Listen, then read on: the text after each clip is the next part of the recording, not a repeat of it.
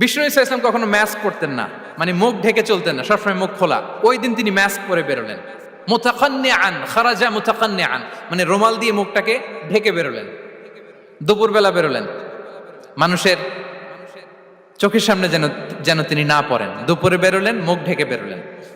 আবু বকর রাদিয়াল্লাহু তাআলা আনহুর ঘরে যেয়ে বললেন, উযিনা লি বিল খুরুজ।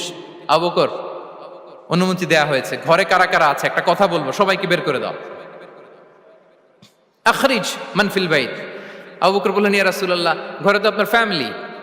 আয়েশা রাদিয়াল্লাহু তাআলা আনহার সাথে ততদিনে বিয়ে হয়ে গিয়েছে, কিন্তু সংসার শুরু হয়নি। দে আর পার্ট অফ ইউর ফ্যামিলি, আপনার সংসার, আয়েশা, আসমা। তখন তিনি আশা ফিরে পেলেন, বললেন ঠিক আছে তাহলে শোনো, উযিনা লি বিল খুরুজ, অনুমতি দেয়া হয়েছে, আমি থাকবো সাথে? রাসূল সাল্লাল্লাহু আলাইহি ওয়াসাল্লাম বললেন, হ্যাঁ তুমি থাকবে। ওই দিন রাতে ওনারা বের হলেন। মক্কা থেকে মদিনা একদিকে, উনি বেরোলেন আরেক দিকে।